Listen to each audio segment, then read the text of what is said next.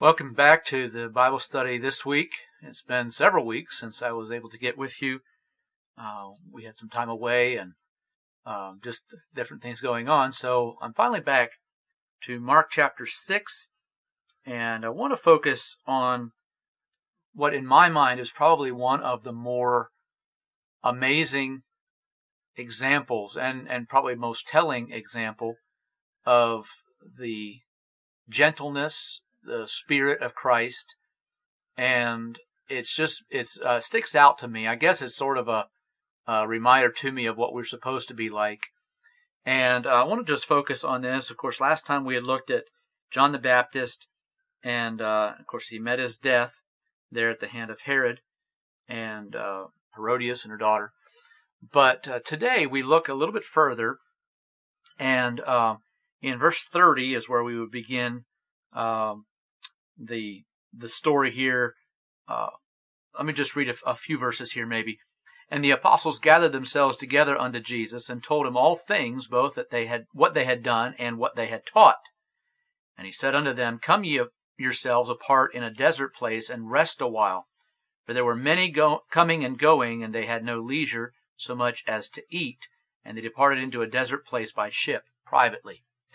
Now, right away, right there, is a little reminder to us. Jesus knows all about our own human frailties, and when sometimes it may feel like we're just overloaded, there may be times that Jesus would sort of, even to us, say, well, it's time to just come aside and rest a while. It's time to just take some time to recover and recuperate and get your emotions kind of back in line and those types of things. And so, again, here for the disciples, in spite of all the ministry they were doing, and maybe even because of all the ministry they were doing, then Jesus says, I want you to come apart. There's a place out here in the desert. I want you to take a little vacation, so to speak. And some people may not think that's very spiritual, but even Jesus knew that sometimes you just need to be able to get off by yourself somewhere, take some time to refresh yourself, and eat. Even in the case here, they apparently didn't even have the leisure to eat, and so they went off by themselves. But what starts to kind of convict me a little bit, I guess, is when they got out there. Let me just read a little bit further here. In verse 33, And the people saw them departing, and many knew him, and ran afoot thither out of all cities, and outwent them, and came together unto him.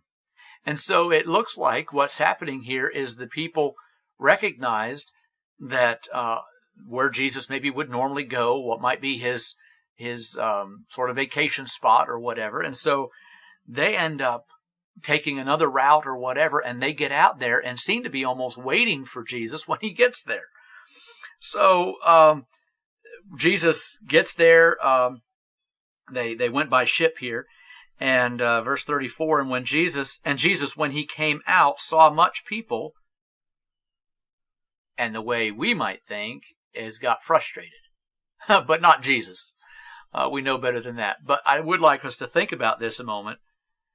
When he saw much people, he's sort of on vacation, supposed to be. This is supposed to be a great time for him to be able to have some leisure and kind of rest up before further ministry.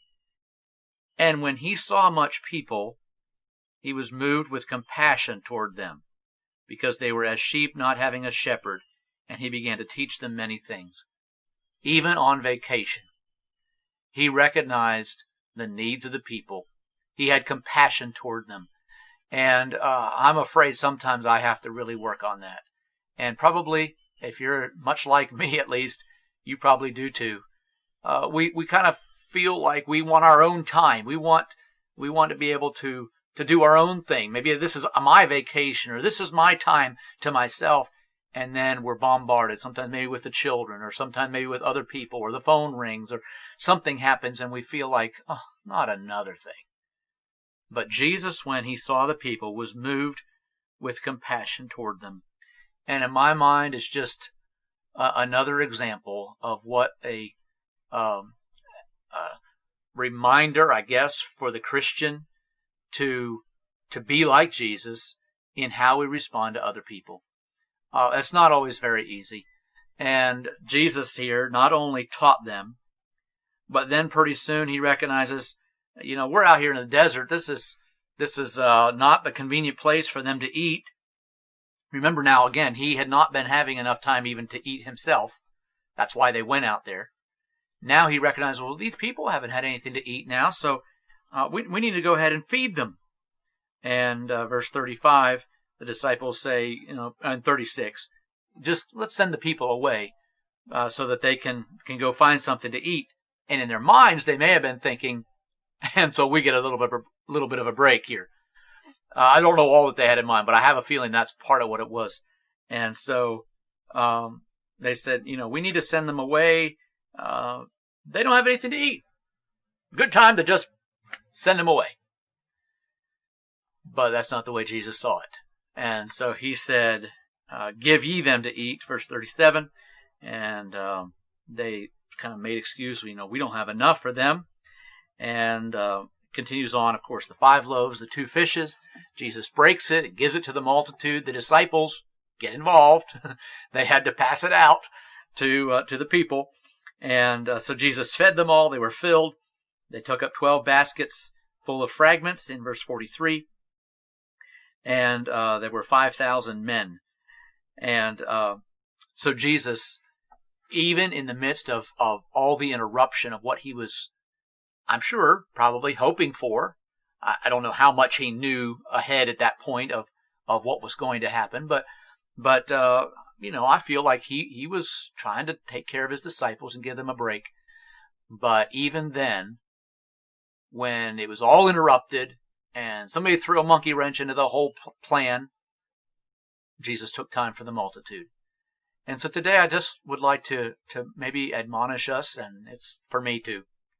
But may God help us to have a spirit of service to those in need. And maybe sometimes when we think, well, this is my time and I don't want to be interrupted and I don't feel like having to deal with this, let's remember the Spirit of Christ and that we are not just to be like him in holiness, and living above sin, but we also are to be like him when it comes to dealing with other people that may sometimes even get on our nerves. Or maybe it's a little hard to be gentle with them. But if we're going to be like Jesus, he showed us right here. And again, I think this is probably one of the biggest reminders to us of the heart of Christ. And don't forget, when we come to him, he still has that same spirit. He's never bothered by us. He doesn't want to turn us away. And I don't have time for you right now, but he has time for us. And so today, just remember that, but also allow this to be a reminder for the way we handle other people as well.